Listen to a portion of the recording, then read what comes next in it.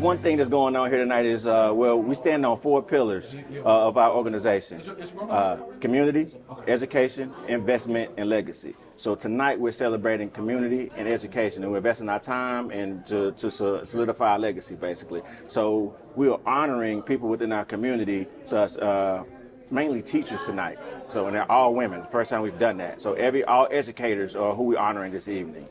From Miss Chastain, who was a high school teacher. We have Miss Mickey Morton, who was a PE teacher turned assistant principal. We have Miss Noreen Freeman, who was a part of our community for a very long time, and Miss Phyllis Gleaton, who is currently now the basketball coach at Pendleton High School. And for people who don't know, tell about the other pieces y'all do and what the Rhinos do here in this community. Well, it's also to honor our mentees, and we have a new mentee on board here, Mr. Khalil Peak. Come here, Khalil. Khalil Peak is our newest member. He's also our very first graduate. We got a hold of him about November of this year. He's our very first graduate from Great Collegiate Academy down in Columbia. He's currently going to Anderson University, going to play on that football team. So he's also a scholarship recipient of ours this evening. Khalil, tell me what this program has meant to you. Well, it's all very new to me, but they came with me with open arms, and they've accepted me from day one. I feel like they saw something in me that a lot of people haven't saw me, so I'm just ready to move on and keep building what they've been building in this program.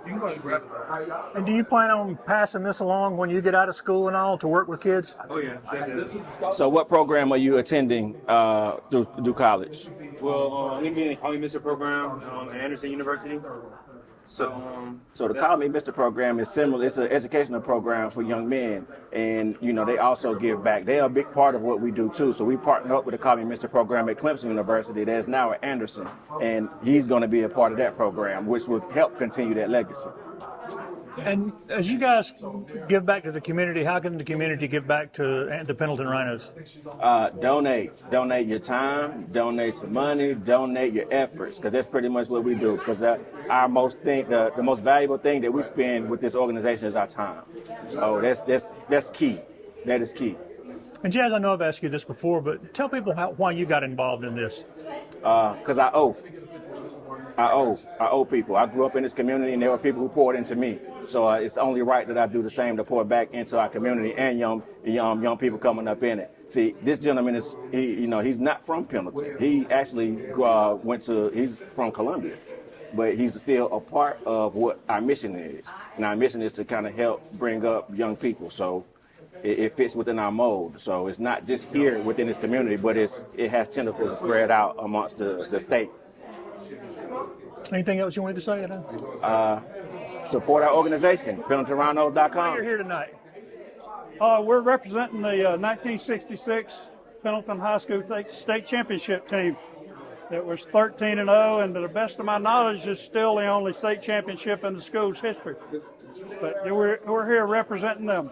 And what position did you play? I played quarterback, and I was captain of that outfit, and still am to this day. We have a real close bond with all the players still to this day, 60 years later. You think you got a pretty good number of them coming tonight? No, we got too many laid up in hospitals and out of town. There's only like 4 still live close by, and we've lost a lot. But I'm the only one that could make it tonight. What have you heard about this Pendleton Rhinos group and what they're doing for the community? I found out about my sister helped one of the guys in high school, picked him up, carried him to football practice and all like that. So they were in touch with me and said that our team needed to be honored. So here we are. Appreciate you. Okay, my name is Dr. Eddie Maddox. And what are you doing here tonight? What am I here for tonight? Yes, sir. Well, I was in the inaugural class of the Rhinos last year, went into the Hall of Honor. But this year I'm here. I'm one of the sponsors, and my advertisement is a book that I wrote, How to Beat the Odds, Be Driven. So I'm here set up with the book, trying to deliver it to whoever is interested in getting it. Gives people an opportunity. Why did you get involved in sponsoring this kind of group, the Pendleton Rhinos? What do you think about the work they're doing? Yeah, they're doing some outstanding work. I see them adding a lot of value into the community. They are a group that's open. They're open to everyone, and they're really awarding people that deserve to be awarded. And again, it's a situation where they're stepping out and honoring teams, individuals, and other groups. So they're doing some really, really great work for the Pendleton area, and I look to see them continue to do this work in the future. Thanks, sir. Appreciate My it. name is Don Peppers. I am the VP of Community Relations for the Pendleton Rhinos. And I know you're a busy man. What got you involved in this organization? Why do you put so much of your time and effort into it? Well, first of all, being from Pendleton, you understand what a special community we have. And I had been in the school system doing work, and then I started a mentoring program in the community. And for years, you will have men to reach out and say, I want to get involved. And I would tell young men that even if they weren't from this community, that you can still get involved. And so we ended up having a celebration for Robert McClary. And that celebration led to men coming together and standing on our word to stay solid and a commitment to make our town better. And we started off with 15 members, and we're now in year 3, continuing to do great work in this community. And have you seen lives change from the work y'all are doing? We can't always measure that. You just got to serve and allow God to kind of give the increase. But we're just trying to keep a steady hand and stay committed to the work in this tough time that we're in. Hello, my name is Caleb Alexander Weidman, and I would like to welcome you to the Pendleton Rhinos 3rd Annual Black and Gold Gala. I am 10 years old, a rising 5th grader, and currently the youngest member of the Junior Rhinos group. Please remember that this is a fundraiser and to help continue our mission. Now I'd like to welcome our Master of Ceremony, Mr. Eric Keys. Good evening, everybody. How are we doing? Come on, come on, come on. Y'all done got all dressed up, looking all beautiful, smiling faces, wonderful places. Good evening, everyone. There we go. How are we doing tonight? Good, good, good. Let's give Mr. Caleb Weidman another round of applause. He also always does an amazing job. It's truly, truly, truly my pleasure being here yet again. If you've been here the past couple of years, you know that we're going to have a little bit of fun. Anybody been here the past couple of years? Thank you for coming out again. How was it?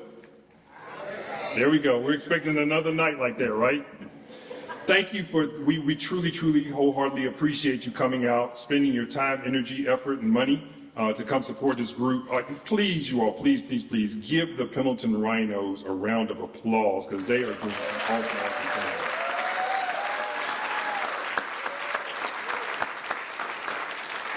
I personally would like to say thank you so very much for everything that you all are doing. Awesome young men.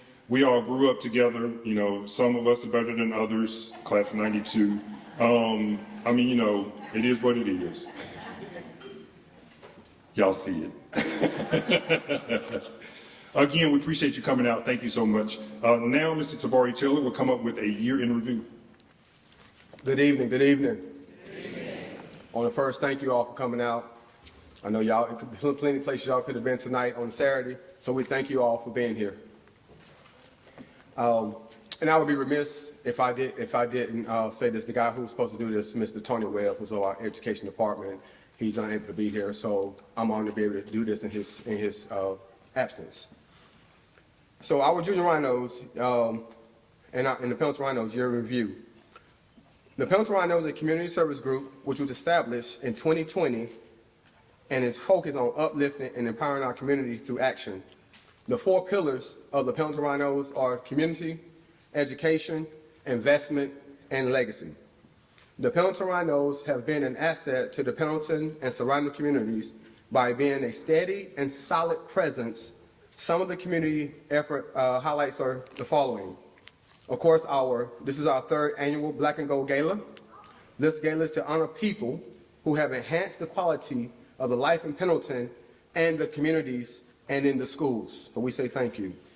We also have our Junior Rhinos initiative, our young men here. We also have the Bubba Galloway Scholarship, where so far we've been able to present over $7,000 in high school scholarship awards to graduates in this area. We also had the voter registration drive. We also have the, in honor of Bubba Galloway, we have the 3 libraries throughout Pendleton, which are called the Free Library Initiative. We also have the annual Julie Hammond holiday events. We do one for Thanksgiving, and we always do one for Christmas. And we also have the annual For the Fathers golf tournament. We have a partnership with the Pendleton Police Department with what we do with Shop with a Cop, where we go out with the cops and kids and students, and we do Christmas shopping with them. And we are also part of the Pendleton Alumni Association. Thank you. All right, I have the wonderful pleasure of introducing our guest speaker tonight. They told me to read this, this right here, but y'all can read that at your own time. Y'all know how I'm gonna do. I'm gonna tell some stories. So one time at band camp, Frederick took this flute. Oh, wait a minute, that's the movie. My bad. This gentleman, truly, he doesn't even know it, but he has been so influential in my life. Pendleton is not short of people that you can look up to. Let's be honest about it. It's an amazing town. It's one of a kind. Me and him were talking one time. He was like, man, Pendleton's like Mayberry. And it really kind of is, right? Because we've always had people that we could look up to, aspire to be, and things of that nature. And I truly remember Frederick took the entrepreneurial journey. He jumped into it, both feet. And I just started my entrepreneurial journey a few years back. And I called him one day, and I was just talking to him because I was like, man, I'm about to quit this. I'm about to go get me a job. Indeed, Monster, whatever else I could get on. And Frederick said something to me that changed my life. He probably don't even remember this. He said, man, I'm only one handshake away. And I want everybody to think about that. All of us are only one handshake away. Just one handshake away. You don't know how that one handshake will change your life forever. And he was like, man, I'm only one handshake away, man. I gotta go. Man, I don't really like you. Get off the phone, right? That's how we talk to each other. We love each other like that. And so I got off the phone. I sat there and I really thought about what he said. I was only one handshake away, right? And so I was like, well, let me get this hand off this computer looking for this job and get out here and try to shake some hands, right? And so, here I am now. I have my own business that's doing pretty decent. And man, I thank you for that, Frederick. I appreciate you so much for that. He's an awesome young man, amazing person. I'm gonna tell you yet one more story. I did look up to him when I was young because for those of you who know, I've talked about this in the past here. There were a few churches in town here. There was King's Chapel and Silver Springs and Mountain Springs and Piney Grove, which is where I went, and then Fred went to New Holly Light. If you happen to be here with Pastor Hill, who was like, let the church say amen. My mom was from New Light, right? And so I always would, I secretly wanted to go to New Holly Light. Because New Holly Light had the choir, and they had the for those of you who remember, I'm going to call it out and y'all will know exactly what I'm talking about. They had a piano player that couldn't read a sheet of music, but as soon as people start singing, you see him go. That was Mike Reese. Boy, God rest Mike Reese. God, yeah, give it up for Mike Reese, man. I wanted to play like Mike Reese so bad. And then I go over to New Highlight and I see Frederick over there doing the same thing. He was on the organ and Mike was on the piano. I'm like, man. So I really looked up to Fred for that, man. Still look up to him, even though he's way shorter than me. Love you, brother, man. Appreciate you so much. Man, come on to the stage and give it to the people. It's a blessing to be home and to be speaking in front of my friends and family. And I'm going to tell a story about Eric real quick as we were talking about that whole entrepreneurial phone conversation. I vaguely remember. But I do remember telling Eric about some times I was going through. And Eric, I don't know if you remember this. Come on out here. Trying to make me cry, y'all. Hold on. This cat said, Fred, if you pray the prayer of Jabez, your life will change. You remember that? Yep. And my man, I did it. I bought a couple of books more about that passage of scripture. And Eric, I thank you for that till this day. My man. Message. Well, let's see, let's get this going. First, I want to thank my Lord and Savior Jesus Christ for this opportunity. I want to thank my parents, Monroe and Sarah Scott, looking lovely sitting in the front row.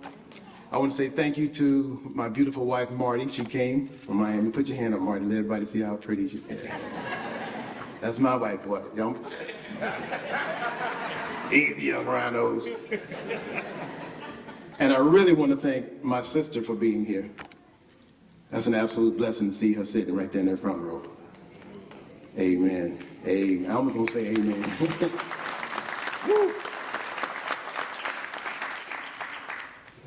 So I'm not here to speak as if I'm superior to anyone in this room. I have failed many times in my life, but I got up and I tried again. Yeah. I've been broke, I've struggled, y'all, I've been mad, I've been irritated, I've been hurt, sad. But what I've never been through all those trying times was a victim. Nor did I ever look for a handout.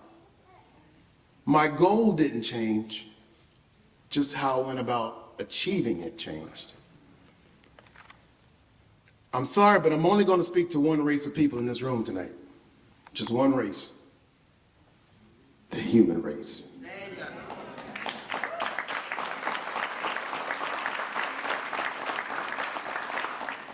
See, people, if you want to change your fruit, you got to change your root. And to change your root, you got to change your mentality. Let me hit you with 3 scriptures before I go forward. James 2:17. In the same way, faith by itself is not accompanied by action, it is dead. Number 2, 2 Thessalonians 3:10. The one who is unwilling to work will not eat. 3, Genesis chapter 3, 11 through 13. And God said, who told you that you were naked? Have you eaten from the tree which I commanded that you should not eat? Adam said, for whom you gave me of the tree I ate.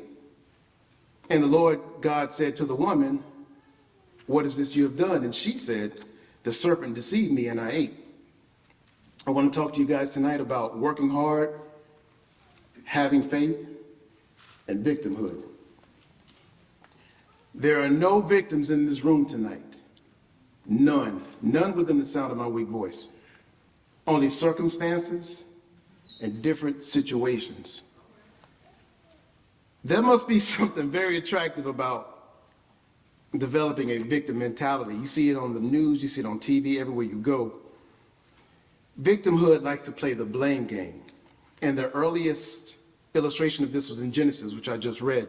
And it's in our fallen nature to blame our sin and misfortunes on our fathers, mothers, brothers, sisters, friends, family members, because it's such a persuasive disease.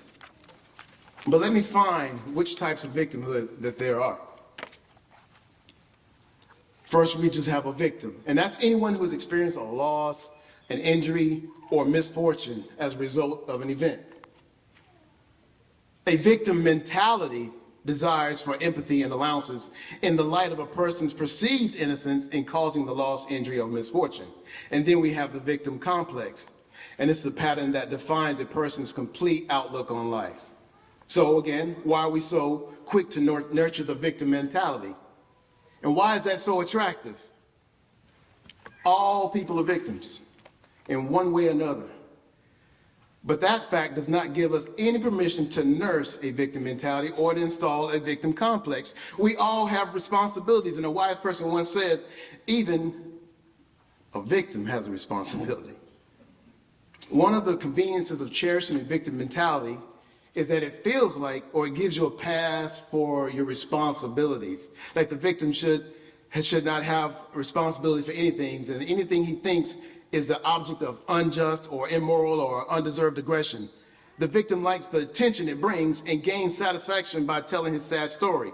He thinks he reserves the right to complain, or he is expected to pass for his criticism. And the victim sees himself as powerless to change his situation, and then he sees the world as like it's always out to get him. It's a small step to attributing all of these misfortunes to someone else's misdeeds, but too many of us adults have been handcuffed by a victim mindset. Young rhinos, we are the arbiters of our success. Tough times don't last, tough people do. Remember that. The person in the mirror is the biggest problem or success you will face in your life. And the only person or the only thing that can hold you back from what you want to do is you. Not the teacher, not your friend, not your homie, not your classmates, not mom and them. Not even the government can hold you back. But you acknowledge who you are and the man that you want to be, because knowledge will make a man unfit to be a slave.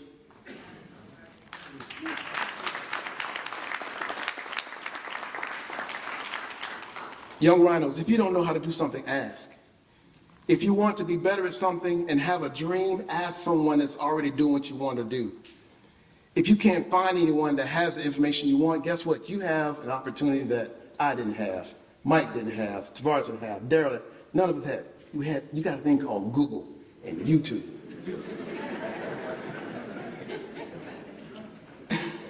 It's amazing. I tell my students, learn a 2-5-1 chord progression. You don't even have to know what that is right now.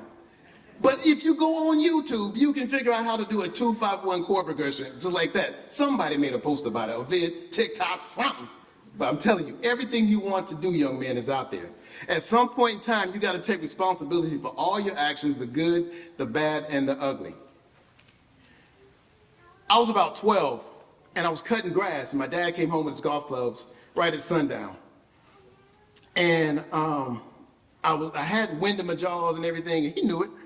And so I pulled him aside and said, "Pop, Angie's in the house, you know, she's 16, you know, she's doing what she want to do, and I'm out here sweating, cutting grass." I said, "She's in there doing what she want to do, you know, she ain't really doing that." And he goes, "Well, son, first of all, you need to shut your mouth because you don't know what you're talking about. I got her inside doing work too." I said, "Well, Pop, why are you so hard on me?"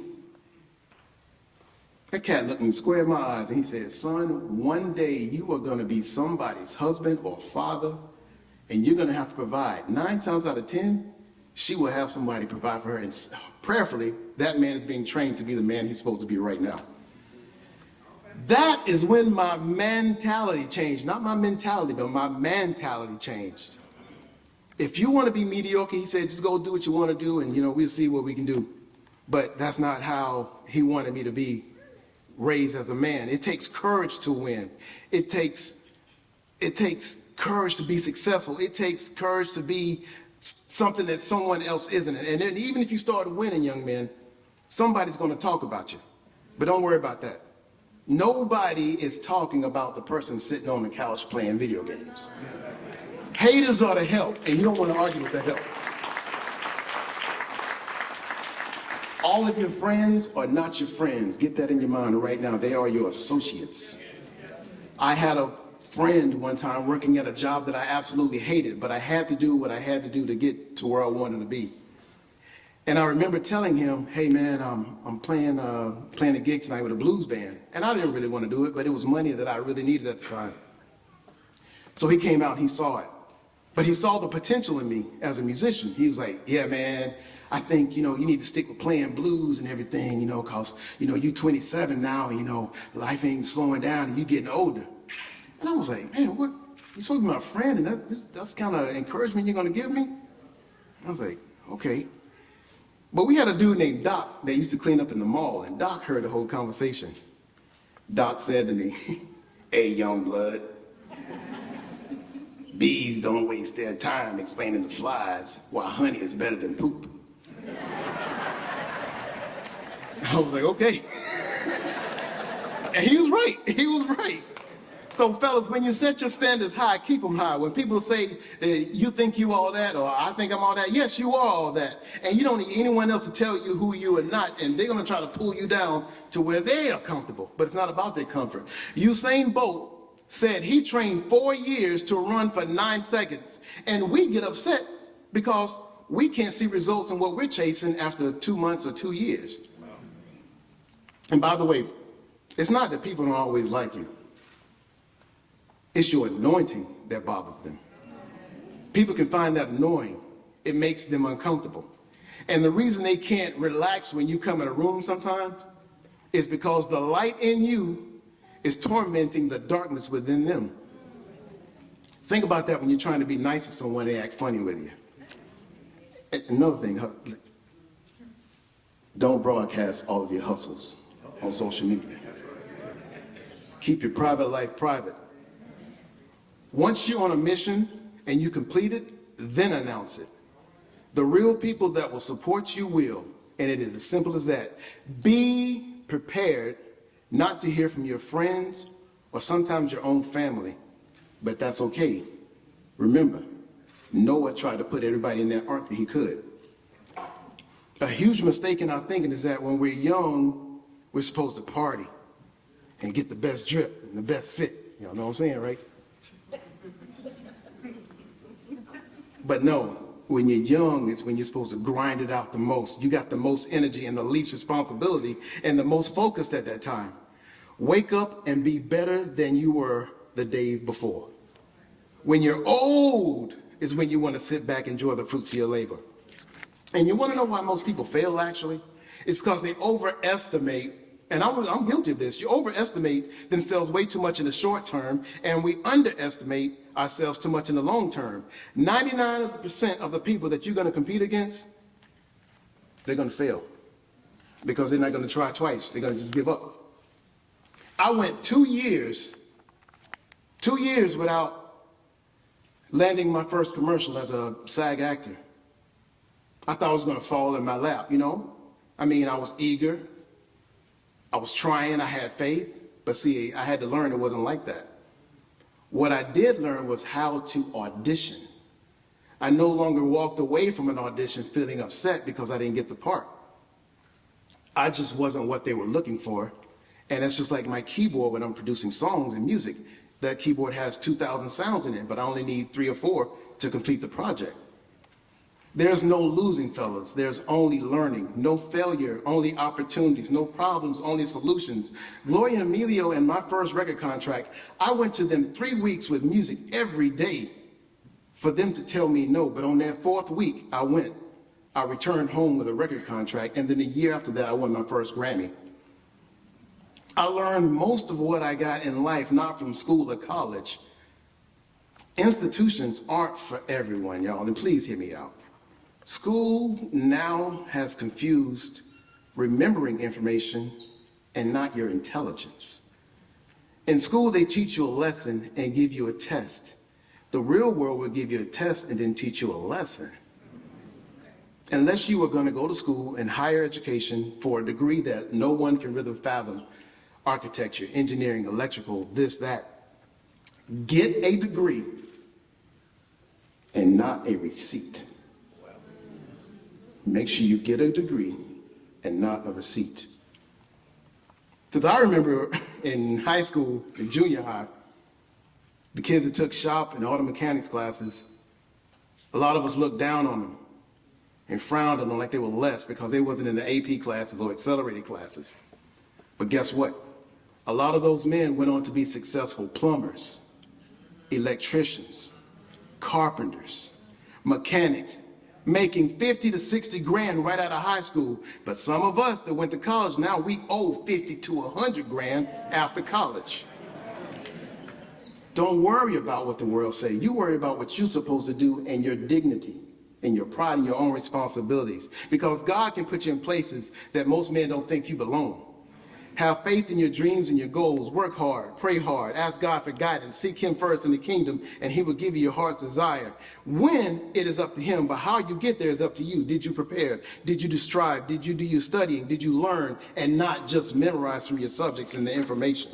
Life ain't easy, and it's not about getting knocked down or even starting the race 40 to 50 yards behind the person in front of you. It's about trying and finishing with dignity and not playing that victim. Let me explain something to you guys. You only have so much energy in your life. You only have so much focus in your life. You only have so much time and ability in your life to choose what you're going to be and who you're going to be.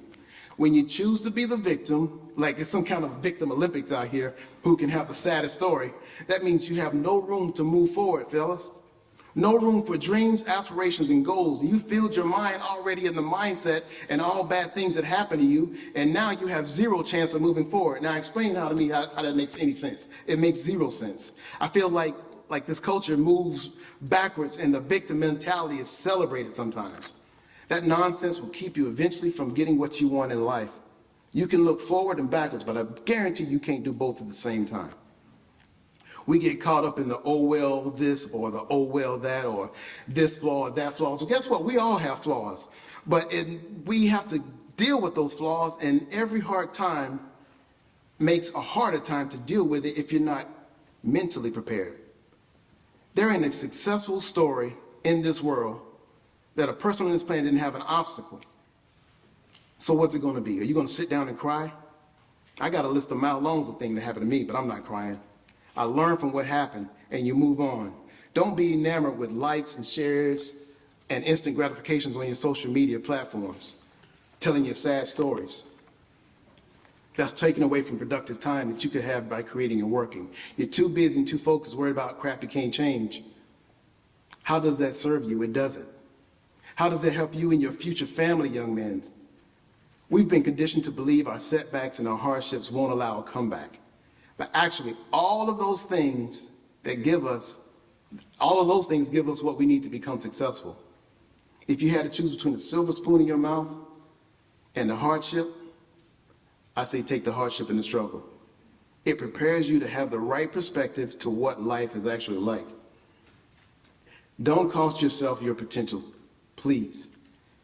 If you flip your perspective, you will appreciate your win more. Every champion, every billionaire, all the awards, the riches, and glory go to people that overcame something. You will never prosper with a victim mentality. Be better than you were yesterday. Be not the victim. Be blessed. Thank you.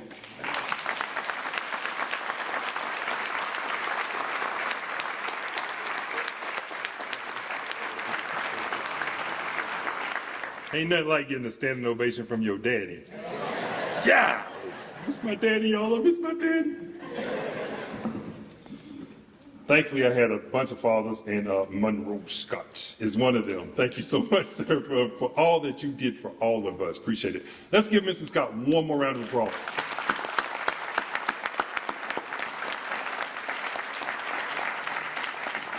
So I'm going to see if y'all were paying attention. Y'all just yell it out. What's one thing that Frederick said that really jumped out at you? Don't be the victim. That's the only one? All y'all in here and only one person can say something?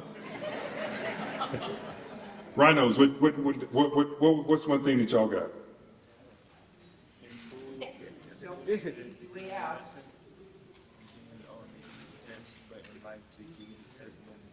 There we go.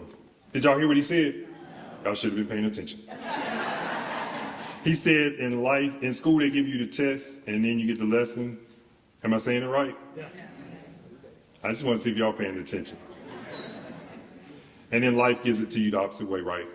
Thank you, Frederick. Thank you so much for all that you have done for this community, for your life, for being a constant example, for working hard so that all of us can look up to you and, say, we know a Grammy winner and actor. And he's from Pendleton. He actually walked the same halls that y'all cats are walking at Pendleton High School, right? Everybody up here is walking the same halls that y'all walk.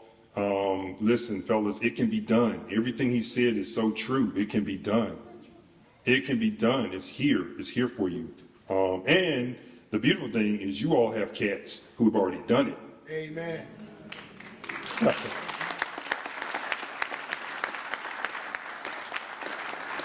We didn't have that. we had some different type stuff that we was looking at. I ain't gonna say no names or say nothing, but you know. Y'all remember what happened in the 90s. But thankfully we didn't get involved with that, right? So again. Man, I done talked so much I forgot what I was supposed to do. Hold on, y'all.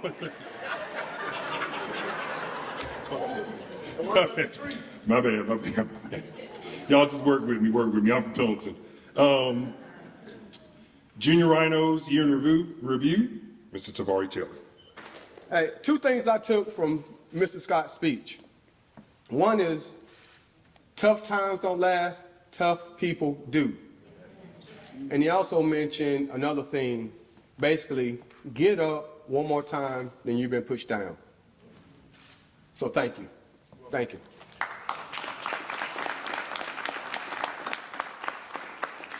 I again have the opportunity to do the 2022-23 Junior Rhinos year in review. So we'll be able to highlight some of the things that these special young men have been able to do.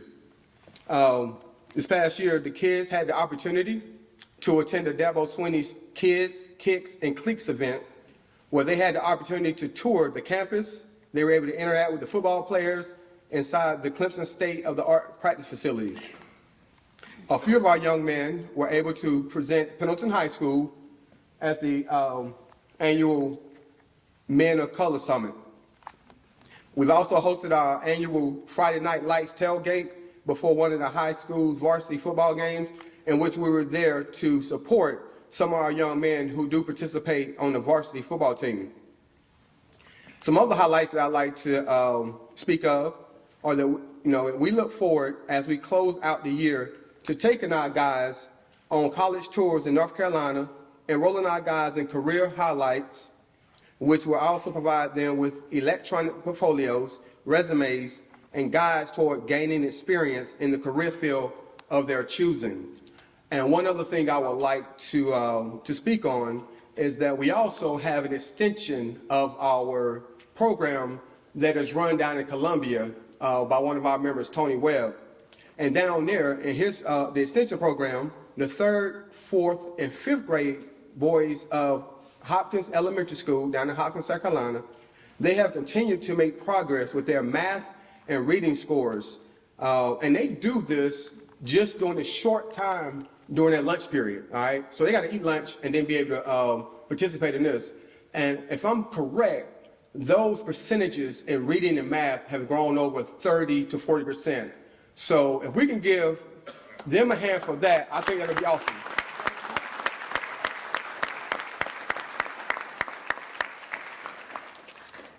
And to save time, I get to speak to you just a little while longer, if you don't mind.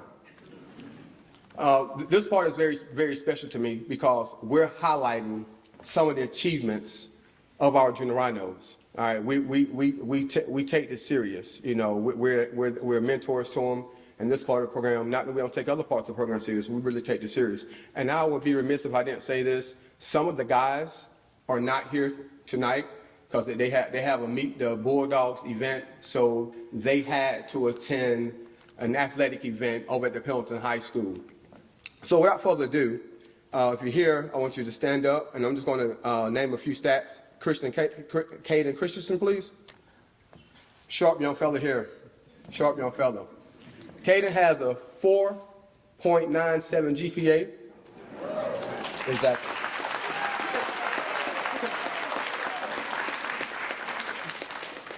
"2023 Elks Club Black History Month Writer Contest winner. 2022 inductee in the National Society of Student Leadership. A member of the track and field team, and what he's most proud of is being a top 20 student at Pendleton High School while excelling at track and field. Caden Christensen.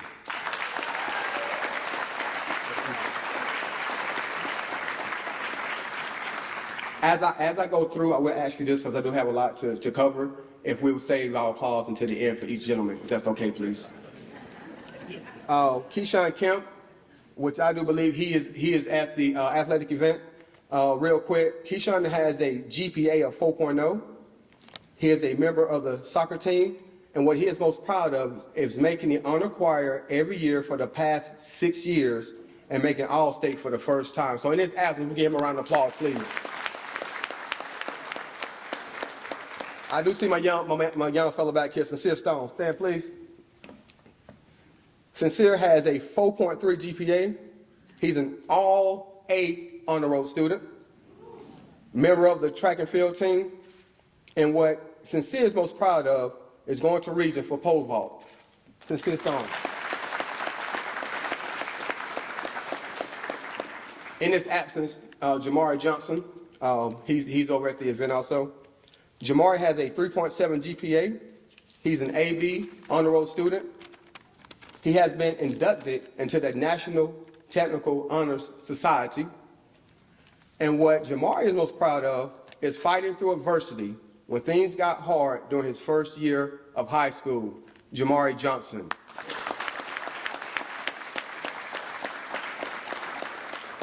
Amir Watts.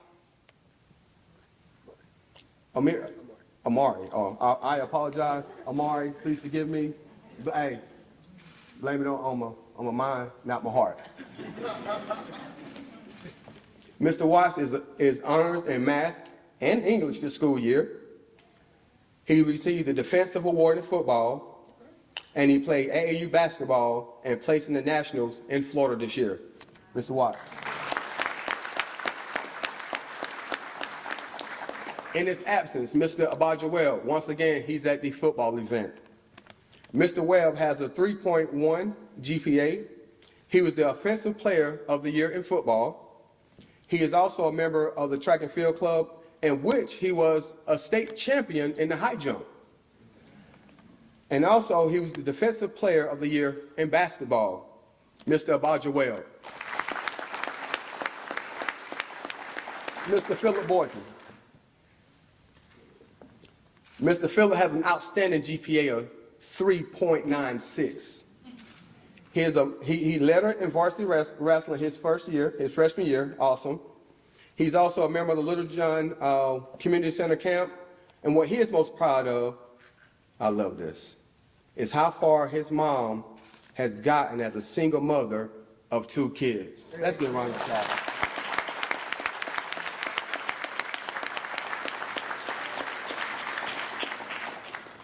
This will bring a smile on my face. Last but not least, Mr. Nathaniel Mack. Now, this was mine. This was mine right here.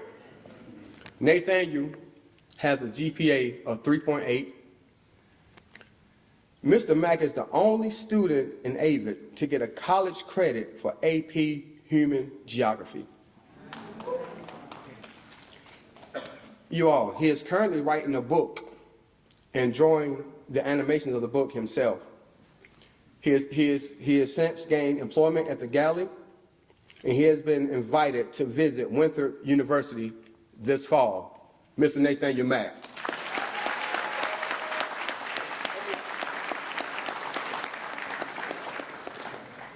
Next, we're going to have the pinning of some of our newer junior rhinos. So, before we do that, I want to introduce to you the gentleman who is going to introduce our newest rhino, Mr. Caden Christensen. How y'all doing tonight? Good. If you don't know me, my name is Caden Christensen. This is going on my 3rd year with the program. My time in the Pendleton Rhinos has been a very enlightening and productive experience. The Rhinos, they truly value all of our success in life, whether it's on the football field, in the classroom, wherever it is, they're there and they support us. They encourage prosperity and excellence in all of their members, and that's why I'm honored to introduce the newest inductees of the Pendleton Junior Rhinos, Andre Johnson and Khalil Pete, my fault. Khalil Pete.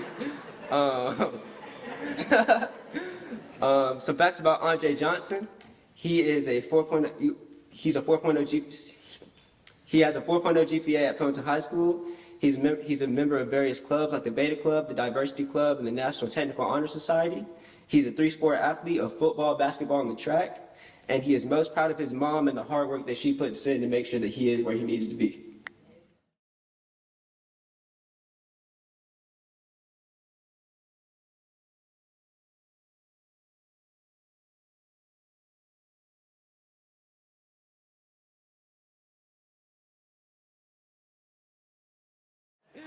Some facts about Khalil Peed. He is our first Rhino member to graduate. We got him in the fall of last year, and he graduated this year, and he's going to Anderson University. And then, so that's him. We'll go ahead.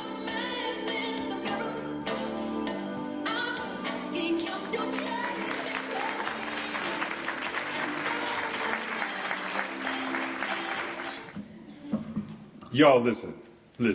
Did y'all hear these GPAs? Yo.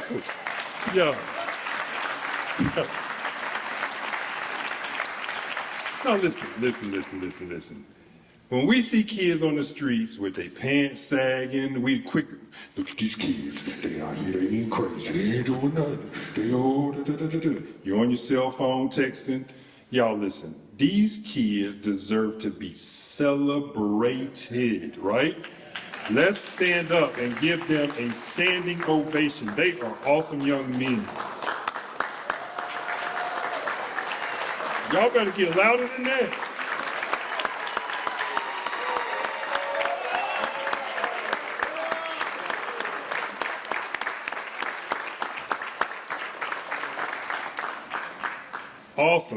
Awesome stuff, man. Oh my goodness. Some of y'all need to readjust y'allselves and go ahead and do what you need to do. Like, I'm all comfortable and Eric Keys got me standing up. That's okay. They deserve it. All right, next we're going to go into the Athletic Hall of Fame. These individuals have done some amazing, remarkable, miraculous things. A lot of them as athletes, because, I pretty much sat the bench, but a lot of them as athletes. No, I didn't sit the bench. I was a defensive player. I didn't need to score points with Derek and Maurice on the team. Lord knows. Maurice, God bless you, man. We miss you. But, man, that brother know he used to score some points. Really? All I need, especially Derek. Derek's like MJ. He get the ball. You ain't get no pass, brother. Derek averaged 29.5 points. The rest of us averaged 2. I'm just playing.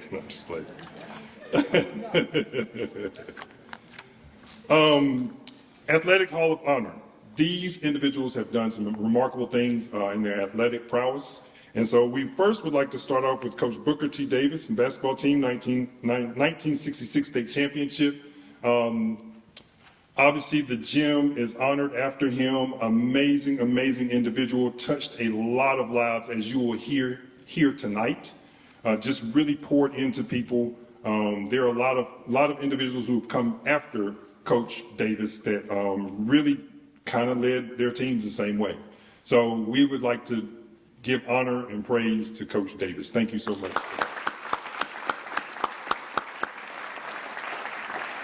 Next, we will have Mr.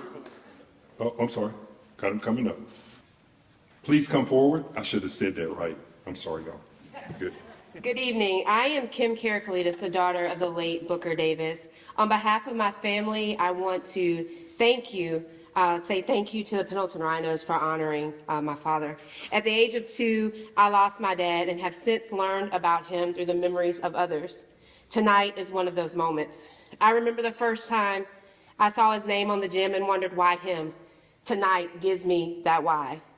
Playing in the gym against Pendleton in high school had meaning and gave me a sense of pride because it was my dad's gym, which meant a level of respect and pride must be present.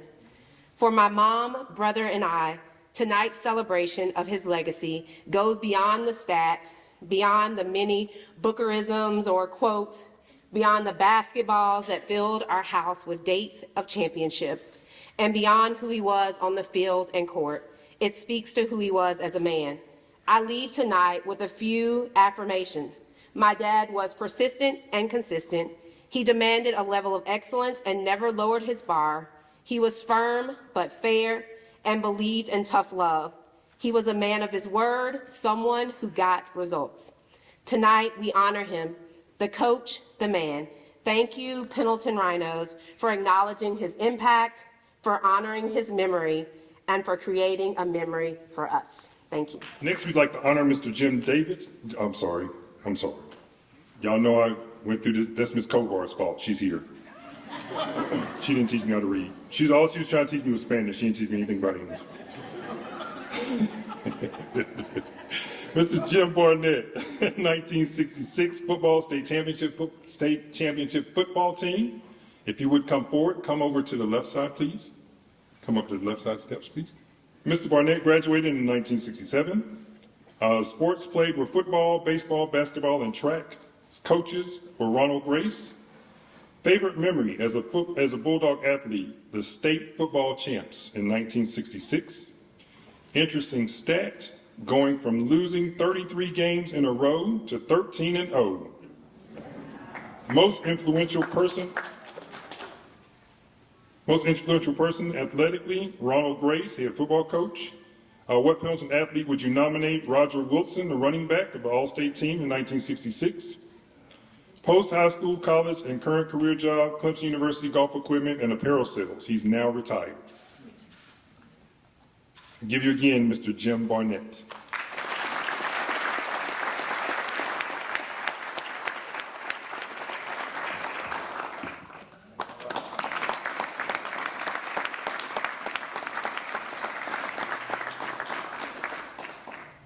I was supposed to have surgery this week, and I put it off just to be here, and I couldn't figure out why.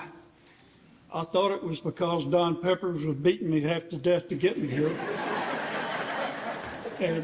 But now I figured out it was the Lord, because what I want to say about our team in 1966 is exactly what Bam just said, except I'm going to put it in football terms. We absolutely lost 33 games in a row.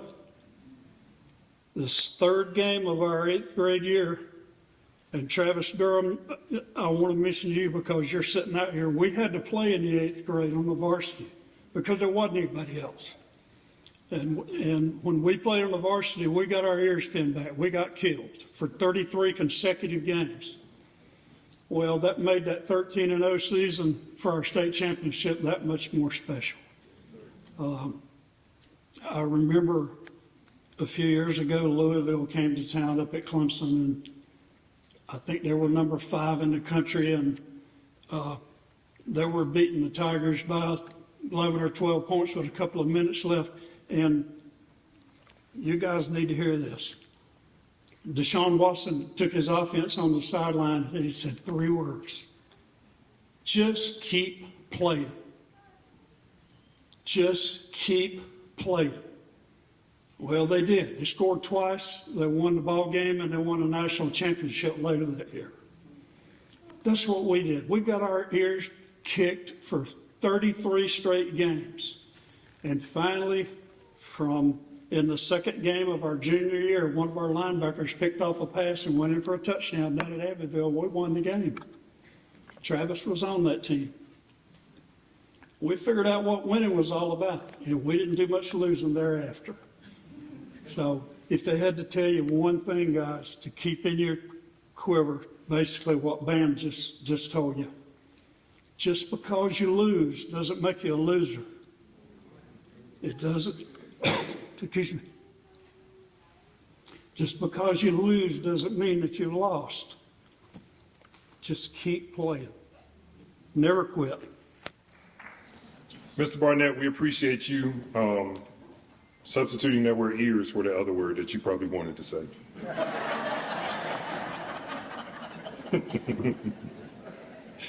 Next, we have Mr. Kevin Durham. Please come up to the left, please. Kevin was a graduate of 1994. He played football and baseball. His coaches were David Skelly, Leon Hope, Dennis Patterson.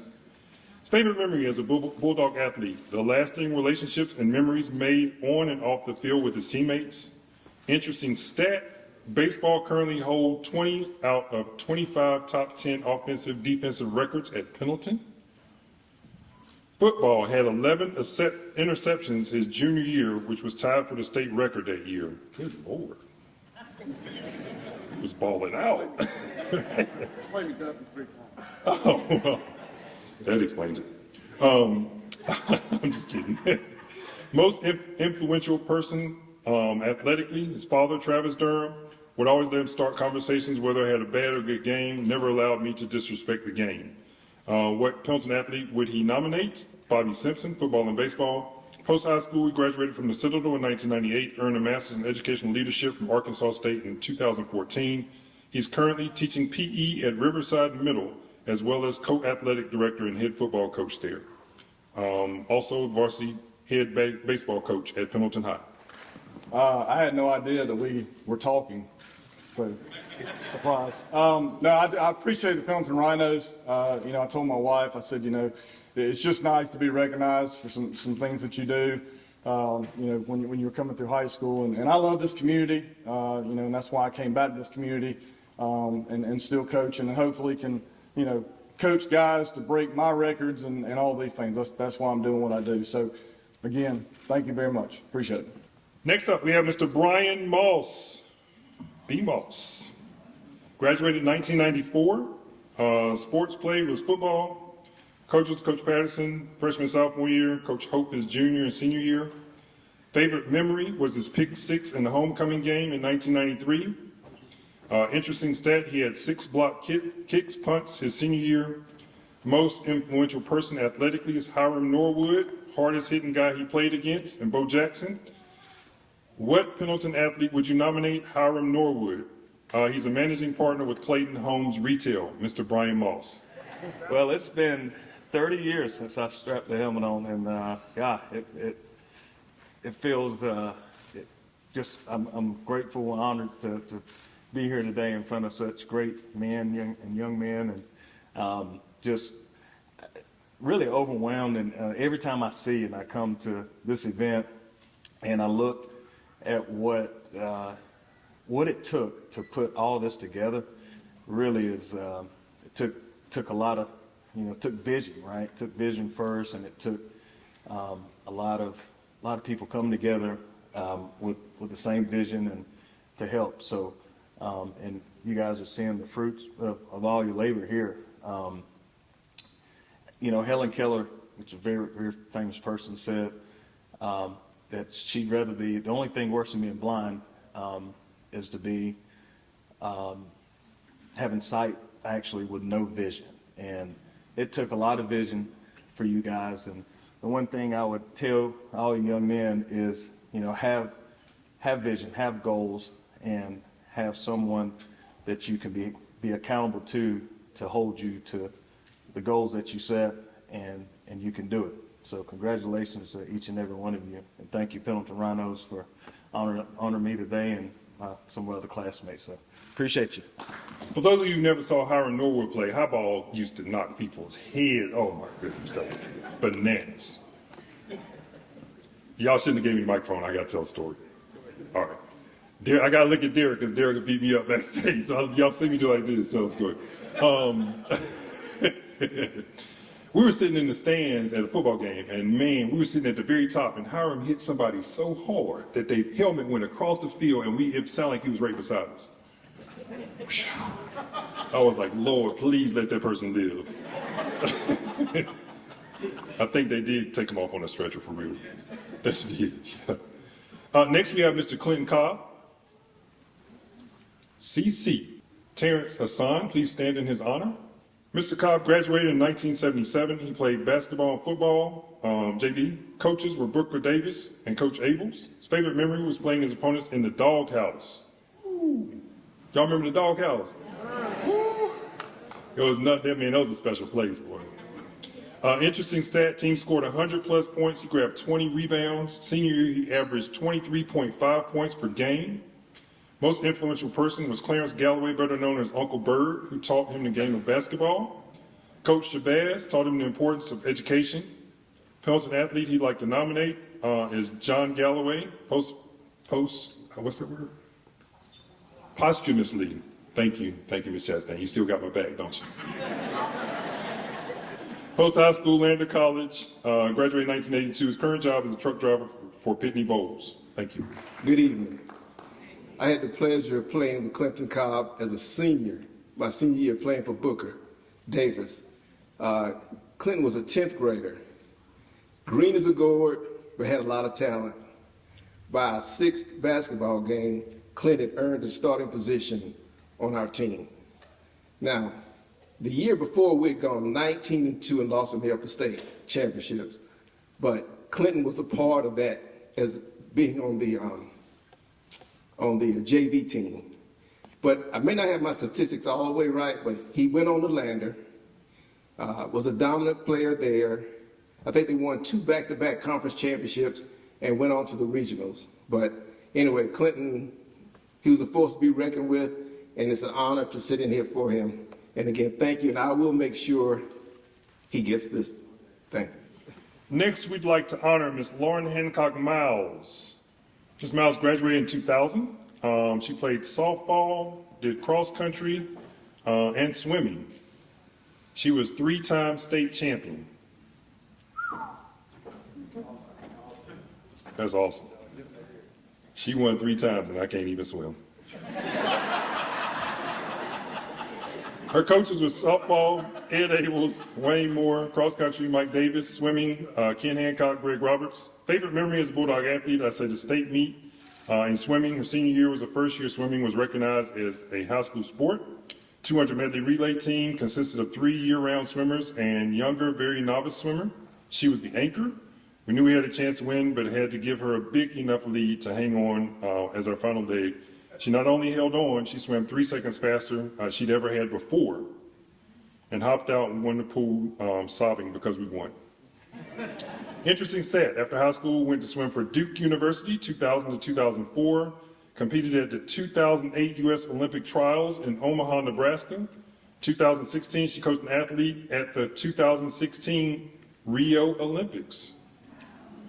Most influential person athletically, I always admired Cal Ripken for his consistency, tenacity, and longevity in baseball.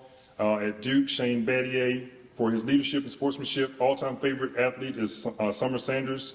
Personable, hardworking, and incredibly versatile in the pool. What Pendleton athlete would you nominate? Her All-American brother, Rick Hancock. Sounds like some nepotism there. Duke University 04, Masters in Sports Philosophy, University of Tennessee 08. She's the founder and CEO of Modern by Miles LLC, a construction support, interior design, and home planning consulting business. Ms. Y'all, I didn't bring my glasses tonight. That's why I'm struggling.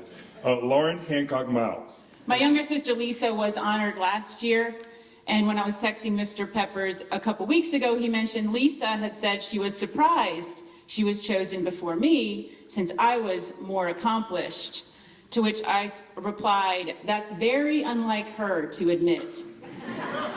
I then took a screenshot and sent that in my family's thread, and Lisa immediately responded, and Lisa never immediately responds with, no way I acknowledge that. And so she now has a lifetime worth of bragging rights, and she does love to brag. Anyway, it is not fortuitous that Coach Morton and I are sharing the stage tonight. Let me tell you why, without crying. In May 2000, we were going around saying our final goodbyes to teachers, Coach included. I was heading out of the Pendleton High School gym for the 1,000th and final time when I heard an abrupt, hey. I turned to Mrs. Morton, had her back half turned to me and half turned to her office, clipboard in her hand and whistle around her neck, and she commanded, don't forget where you came from. I nodded and I left, and I really didn't think much about that in that second.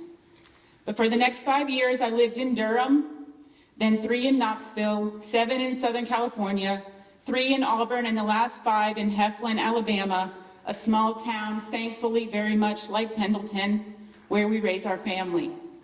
You can imagine I've been asked hundreds of times, where are you from? The easy answer would have been Greenville. Oh, nice place, beautiful downtown area, great for young people, I hear. The fun answer would have been Clemson. Oh, wow, what a fun place to grow up, going to all those college games. And I would have quickly squashed that by telling them I'm a Duke fan. And yes, it was fun when they'd beat Clemson, but extra not fun when they would not.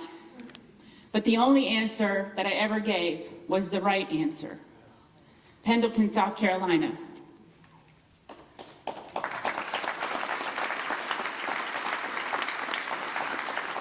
It's the kind of place where everyone knows everyone, a small town with a lot of spirit, a community that cares about its citizens and the achievements they earn, and one that understands the futures at stake and invests in its young people. And one that I, to this day, call home. After reading her bio in tonight's program, I gather I was not the only student she ever instructed to remember her roots. Thank you, Coach Morton.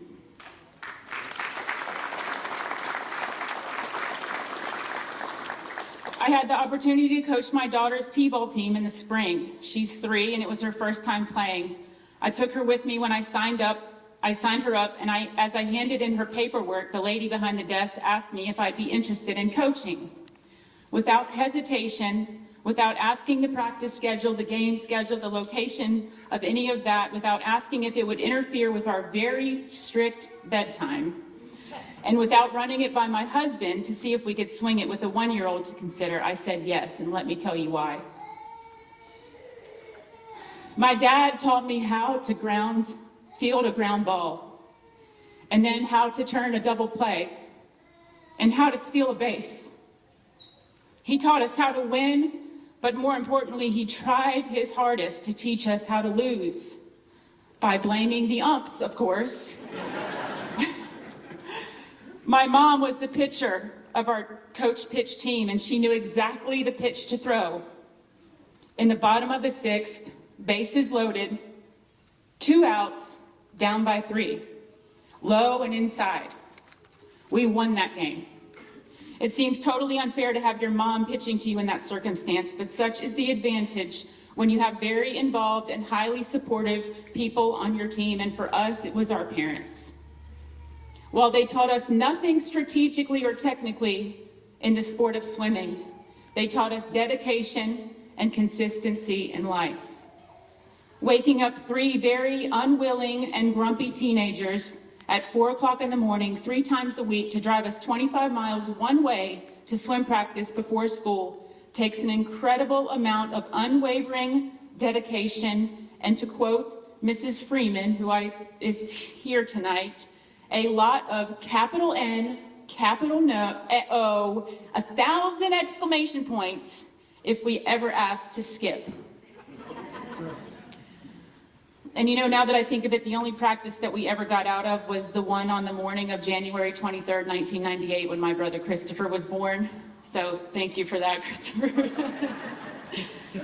My parents gave us each uniquely the gift of being involved and supportive, and I know I'm standing here tonight because of those gifts they gave us, and we are going to give our kids the very same gifts. So thank you, Mom and Dad. They're both here tonight. Thank you. And if you're here tonight, it's likely you, like my parents, play a significant role in a young person's life. And Don't think I'm gonna let you get away with that Duke comment. It was very rare that they beat Clemson. At least in football. We're not talking basketball. Whew, it's a thump us in basketball.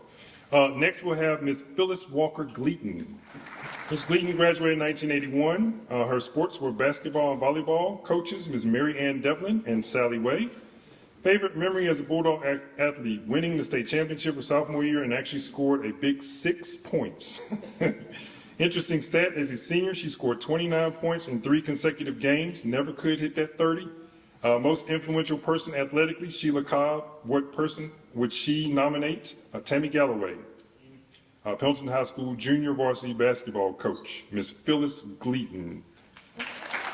I'm like others. I didn't come prepared to speak, but I am thankful and grateful for everything that the Rhinos do. Go Pendleton Bulldogs. I'm a Bulldog for life. Okay. Oh yeah, class of '81 is the best. Okay. So there were 3 people on that team they used to call Triple T. One of those being my big sister. If you know my sister, she's a whopping 5'3", but she's my big sister still yet to this day. So, back in the days, they would come to the house from time to time, and, I would go to practice from time to time. I would watch Coach Devlin run them till their tongues fell out on the floor. And, one day Phyllis was like, oh, this is my little boyfriend right here. And I'm like, oh, Eric got a girlfriend, Eric got a girlfriend, right? And then, next thing I know, I was like her little brother. And then, my brother would take me to the courts of Lebanon. I'm taking y'all all the way back right here, right? So my brother would take me to the courts of Lebanon. I was too young to play, but everybody who knows Sid was going to make a call that was going to make somebody want to fight. Right? And so I was mad at Sid because I didn't know whether he was talking to my girlfriend or my sister. Either way, I was mad at him. Right? Hello and good evening. Normally I would introduce myself, but y'all should know me by now. If you don't, I'm signing autographs later, so. As Tavari stated earlier, our 4 pillars are community, education, investment, and legacy. And the major cornerstone of our foundation is community, and that's everybody in this building. So I would like to speak on behalf of one person within our community that I believe that deserves it. Zy'Adria Harris, are you in the building tonight?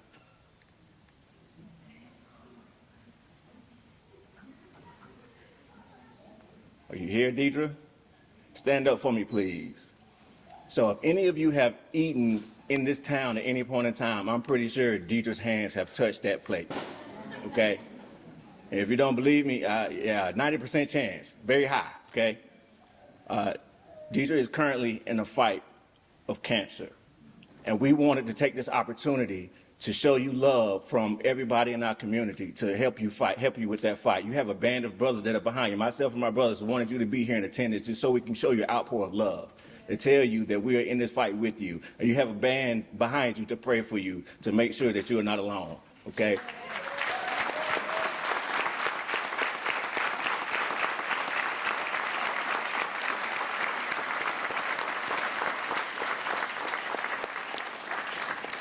So Zy'Adria, stay positive, stay strong, and just know that we love you. The second pillar of our cornerstone is education. And pretty much everybody we're honoring tonight are all educators of some sort. Nicole Torbert Moore, would you please stand? She has her hands full with a baby girl. Nicole and I are very good friends starting in 3rd grade all the way up to we graduated high school in 1999. All that y'all talking about best class, 81, 94, whatever. We the last class of the millennium. Last class of the millennium. Can't none of y'all top that. So we the best class ever. So Nicole and I also went to college together at South Carolina State. And we wanted to congratulate her tonight and publicly as an educator because she was recently named as a principal at Homeland Park in Anderson County.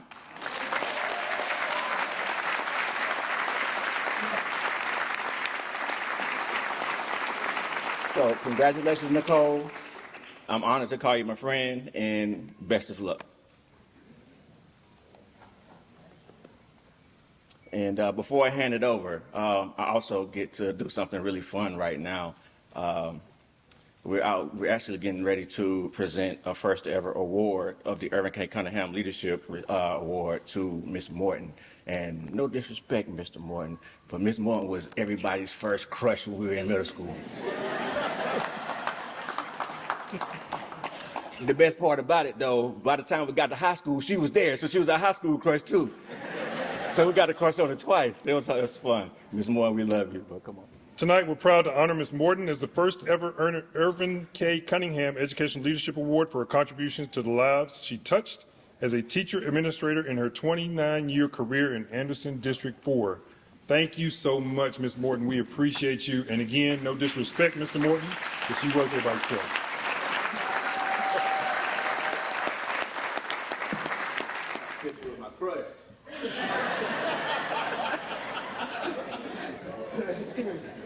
Good evening, everybody. To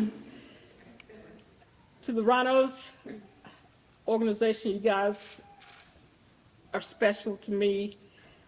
Since your inception, Debo, Jasmine, as we call him, Debo, he and I, we talked behind the scenes, so thank you for the job that you're doing in the community. It's not going unnoticed. Continue to make a difference. We need you. And thank you for the work that you guys do. Thank you for this honor. I'm humbled, I'm grateful. Some of you don't know this, but I'm from Georgia. My husband Richard's in the front row. My son Hunter is here somewhere in the audience, and his wife. And my daughter Taylor, who lives in New York, she couldn't be here today, but when Richard and I got married in April of 1989, I didn't know I was going to be moving to South Carolina. So 2 months after we got married, I ended up moving to South Carolina. I didn't have a job. I've been teaching in Georgia. This ward is really special to me, and I'm going to just take a minute to explain why. My husband Richard was going around different school districts asking, trying to get me a job because, he wanted me to bring something to the table. So anyway, they kept asking, can she teach anything other than health and PE? That was my certification. So I just got tired. It was the middle of the summer, so I decided, look, you know what? I'm going to grad school full time, and I'll substitute. Well, I went to Clemson University, went to the grad department, and I met this guy. His last name was Knight.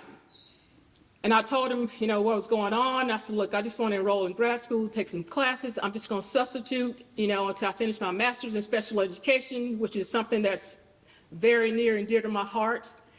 So he said to me, you know what? My frat brother is the principal of Pendleton High School. His name is Irvin Cunningham. He said, let me call him for you. He called Mr. Cunningham. I was right there in his office. He told Mr. Cunningham, I've got this young lady from Georgia, she's certified, she's trying to find a job, but she wants to substitute. Mr. Cunningham said, you know what?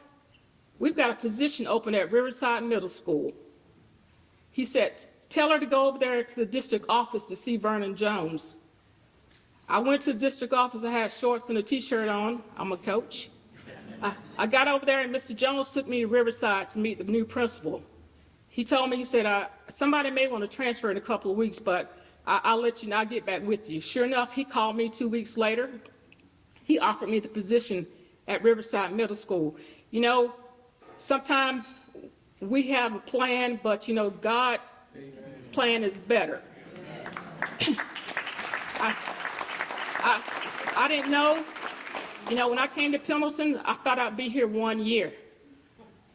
I got here in this district, and I got an opportunity. I got offered a job in Anderson 5 like 2 months after I got hired here. And I was like, no, I'm staying here. And so then the next year they said, look, will you consider coming to Anderson 5 the next year? I had a job interview that spring in Anderson 5. The day before my interview, I called them. I said, look, I'm not going. I'm staying here. So, God knows where we need to be when we need to be. And so Mr. Cunningham, is ironic that I'm receiving this award on his behalf, in honor of him. It's like a full circle moment for me tonight. I'm very emotional right now. Lauren, she brought me tears down there, but, I'm very grateful and I'm thankful.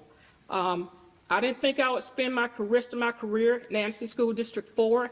I worked with a lot of great people in this district.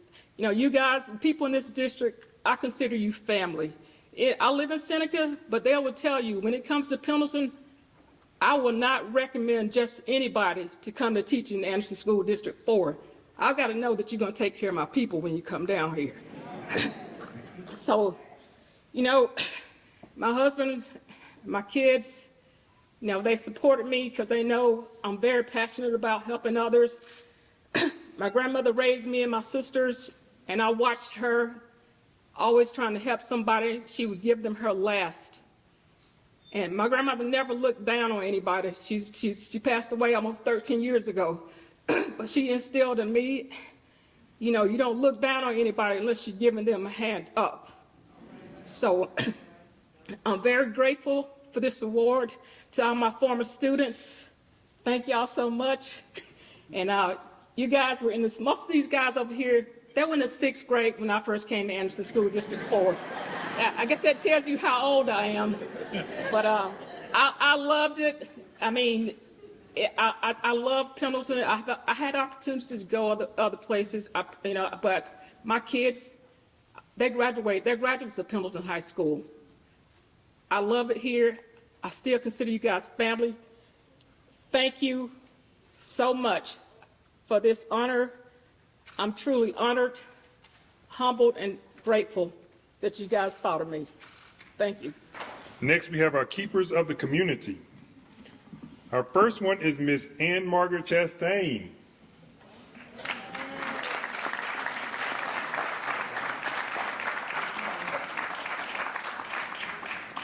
I got a microphone now, and I'm pretending you're all high school students. Hold on. Y'all, I don't know what to say. You've all said it, all of you that have been up here, ditto, ditto, ditto. But I want to just say one word, family. And this is what this community is. My family, you talked about roots. My grandmother, my mama, my daddy, they all taught in this district. I went to school, graduated from Pendleton, and I came back because it's the best place to be.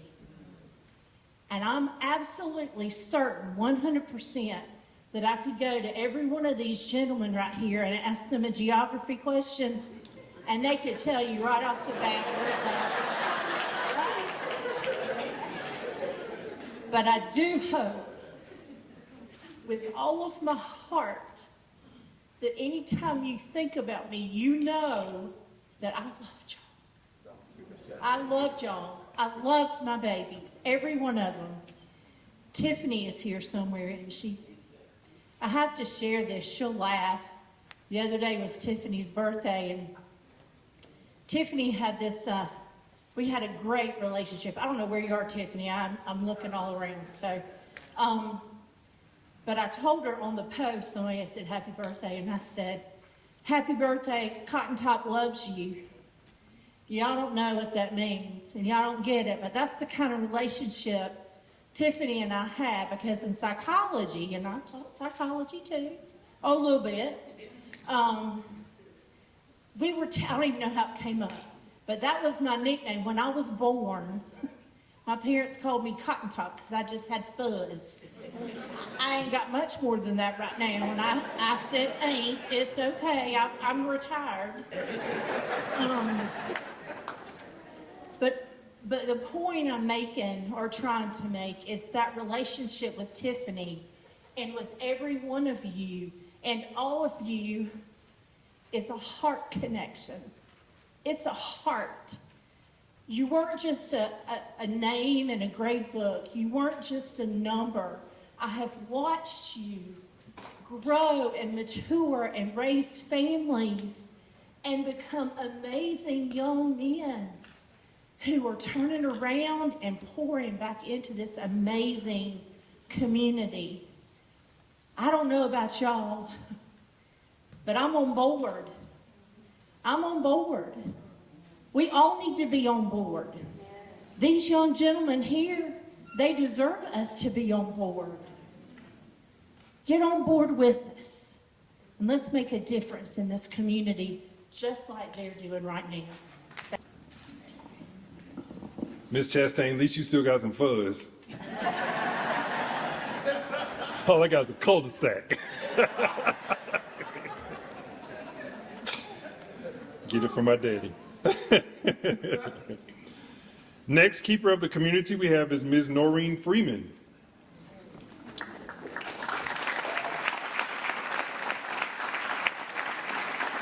Ms. Freeman graduated from Pendleton in 1974, attended Benedict College in Columbia, earned her bachelor's degree in arts degree in elementary education. She also earned a master's degree in reading from Clemson University. She worked for public school system of Washington, D.C. and Georgia before coming to Anderson School District 4. She was named Teacher of the Year 3 times, once at Townville Elementary and twice at Riverside Middle. She retired from a rewarding career in education in 2016. Ms. Freeman. Thank you. First of all, I would like to thank the Rhinos for selecting me. When I talked to Mr. Peppers, he told me my name came up several times. And I said, wow. I shed tears because I am so honored for their nomination. And just listening, to all the things that were said about these young men up here, I mean, honor students. I think it is a blessing. And every day that I went to school, I said a prayer on my way each day. I prayed for all of my students as well as for myself. I learned a lot from my students. We were there to teach them, and they were there to teach us. I remember some instances, you know, working on the computer. There were some things that I didn't know, and there were students who were always there to help. And I appreciate them so much. And it's always good to see students now. I used to tell them when I was teaching, we are here to serve you, but in the future, you will serve us. And I see them in so many different occupations now. But I appreciate and I still love them, and I am always glad to see them. And Lauren, thank you for the compliment. It is still capital N-O, followed by a trillion exclamation points. Thank you.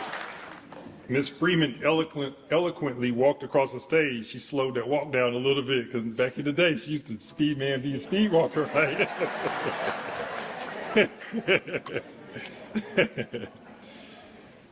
Last keeper of the community we have is Miss Phyllis Walker Gleaton. I can't tell any more stories about her because I told them all earlier, right? If you know her, she's a huge heart for the community. She's a Pendleton native, graduated in 1981. During her time at PHS, she was a state champion in both basketball and volleyball. She said it was too hot for track. After graduating, she attended Brevard and later attended Tri-County Tech. In 1984, she began her stint in the school system as a substitute teacher. She's married to Mr. Cedric Gleaton, whom you see in the area as a referee. They later had 2 children, Tiffany and CJ, who began playing sports. Their interest in sports sparked the desire for her to start coaching recreationally in 1994. She then began coaching volleyball at PHS in 2002, and later she assisted coaching basketball. Ms. Phyllis Walker Gleaton. First of all, I want to thank God for making me this person that I'm just Phyllis. And I never knew anybody was watching me be Phyllis until they called me and telling me that I deserved this. All I ever done was just want to be around kids, help these kids to do better, have better, want better. Secondly, let me thank the Rhinos again. Like I said, I didn't even know they were even watching me. And third, I want to thank my family. And I'm going to call you and you're going to stand up. My referee husband, Cedric, of course. My son, our son, CJ, is standing back there. Our daughter, Tiffany. Our daughter-in-love, Caitlin, where you at? Stan. And our grandbabies, Nari, Charlie, and of course we got Tip, other little girl out there, Big Dimp, I can't remember her name. That's our little god baby. But I mean, oh, and also I want to thank my sisters. They better stand up, especially my sister Dee that he was bragging on the cook or having something to do with food. I'm so honored for her to be here tonight. And yes, we are fighting with her. We're going to fight to the end. But I want to thank all of y'all also. I just thank you for allowing me, if I coached your child, if I had anything to do with your child, I thank you for allowing me to be that person. I wasn't an educator. I just subbed at the school, but everybody thought I was. I was not. But again, I thank you. Yeah, good night. All right, so I usually do the president's welcome. I'm the president, Jonathan Williams, but 10-year-old Caleb Weidman does a much better job than I do. So he's going to be the man going forward, doing the welcome for us. I want to take a quick moment and ask you to continue to open your ears, hearts, and wallets, okay? What you see here hasn't happened by accident. It's happened by the support of our families, Pendleton alumni, and a phenomenal partnership with the town of Pendleton. Our mentoring program spans across 4 counties within South Carolina, and what we as Rhinos have done is nothing particularly special. We are 11 men who live all throughout the upstate, but we made a decision to come back and help our town in whatever capacity they needed us to assist. In leadership and serving, especially in this area, I often say, it's not what Pendleton can do for you, it's what can you do for Pendleton. So for anyone not from Pendleton, I always challenge you to insert your town here when it comes to that saying. We'd like to see an Anderson Rhinos, a Seneca Rhinos, a Clemson Rhinos, because what we offer, the community needs. Balancing careers, family, and a group that's constantly growing can be tiresome, and I want to take a moment to thank my colleagues for their endurance and commitment for making Pendleton a better place. And I think that deserves an ovation.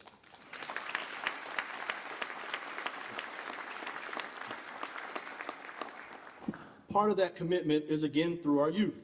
Youth need good parents, teachers, role models, and coaches.